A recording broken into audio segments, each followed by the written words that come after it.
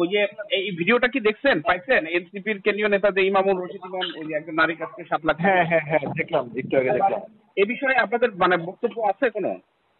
না, এই বিষয়ে ভাই আমরা মানে খোঁজ খবর নিচ্ছি যে আসলে ঘটনাটা কি, এটা কি সত্য নাকি মিথ্যা, বা সত্য হইলে আসলে আসল ঘটনাটা কি, ওইটা মানে খোঁজ খবর নিয়ে তারপরে আমরা একটা মানে ইয়ে আসবো আর কি। এখনো আসলে ব্যাপারটা clear আচ্ছা, তো ভিডিওটা দেখছেন তো না? ভিডিওটা দেখছি। আচ্ছা আচ্ছা, তাহলে আপনাদের এখান থেকে স্টেটমেন্ট বলতে গেলে এখন যে আপনারা এটা আহ, বিষয়টা খতিয়ে দেখে তারপরে জানাবেন। আমরা বিষয়টা খতিয়ে দেখছি দলীয়ভাবে, আমরা খতিয়ে দেখে তারপরে এই বিষয়ে দলীয় অবস্থান।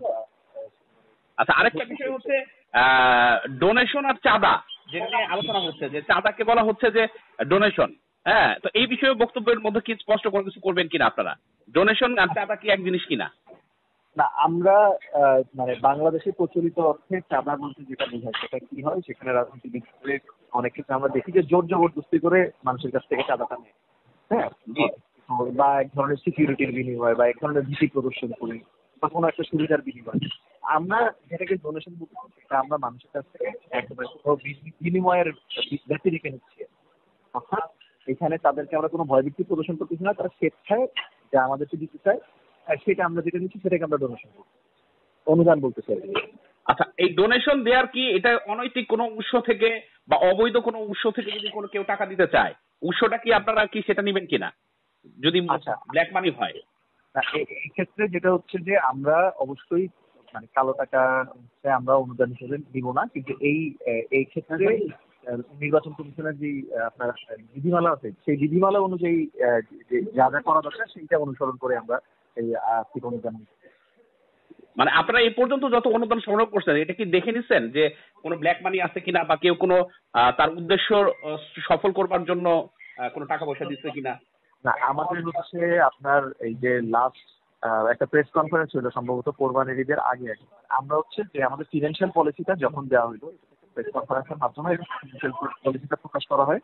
তো ওই ফিনান্সিয়াল পলিসি যখন দেওয়া হয়েছে তারপরে থেকে আমরা এই ধরনের সকল প্রসিডিউর মেনটেন করার চেষ্টা করছি যে যে টাকাটা দেওয়া হচ্ছে এই টাকাটা মানে এটার ইয়া কিনা, কি বলে এটার মানে বৈধ টাকা কিনা। কিন্তু এটা অনেক ক্ষেত্রে আমাদের পক্ষে সবসময় মানে ইয়া করাটা এটাকে কি বলে যে মানে যাচাই করাটা আমাদের জন্য কঠিন, কারণ আমি আসলে সেরকম সরকারি কোনো অথরিটি না। তো সে কারণে এই ক্ষেত্রে আমরা হচ্ছে যাদের বিরুদ্ধে এরকম কোনো অভিযোগ আছে সরকারিভাবে, হ্যাঁ, ধরেন যারা ঋণ খেলাপি বা হচ্ছে বা বিশেষ করে যারা কালো টাকার ব্যাপারে যাদের অভিযোগ আছে তাদের ব্যাপারে আমরা সতর্ক থাকতেছি। কিন্তু এটা আমরা এই বিষয়ে আমাদের প্রচেষ্টা থাকতেছে যে এরকম কোনো উৎস থেকে আমরা টাকা নিব না। আচ্ছা, এখন কি আপনারা মনে করছেন যে আপনারা চাঁদাবাজির জন্য সোচ্চার বিধায় কোন একটা গোষ্ঠী আপনাদের উপর এই ধরনের দায়ভার চালানোর চেষ্টা করছে?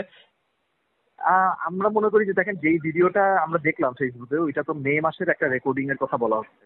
তো ঠিক এই সময় হচ্ছে এই ভিডিওটা যে এখন যে সময়টা টাইমিংটা আমাদেরকে একটু প্রশ্নবিদ্ধ করতেছে যে আসলে এত আগের একটা রেকর্ডেড ভিডিও সেটা এই সময় প্রকাশ করার পিছনে অন্য কোনো আসলে উদ্দেশ্য আছে কিনা, বা আসলে যে চলমান যে চাঁদাবাদ বিরোধী এক ধরনের জনগণের মধ্যে এক ধরনের মনোভাব তৈরি হয়েছে সেই মনোভাবটা যে আসলে ডাইভার্ট করার জন্য এইটা এখন প্রকাশ করা হয়েছে কিনা। তবে আমরা যেটা বলতে চাচ্ছি যে যেই ঘটনা আছে সেই ঘটনাটা আমরা খতিয়ে দেখবো, সেটার খতিয়ে দেখে এটা সত্য অনুসন্ধান করে সেটার ব্যাপারে আমরা মানে যে নিব ব্যবস্থা নিব যদি আমরা এখানে কোনো ধরনের সমস্যা পাই। কিন্তু ঘটনাটা প্রকাশের টাইমিং আমাদেরকে এই ফুল ইস্যুটাকে ডাইভার্ট করার এক ধরনের রাজনৈতিক একটা উদ্দেশ্য প্রণোদিত ভাবে এই সময় এটা প্রকাশ করা কিনা সেটা আমাদের মধ্যে প্রশ্ন তৈরি হয়েছে, কারণ আমরা দেখছি যে এর আগে বিভিন্ন সময়ে এরকম ঘটনা ঘটছে।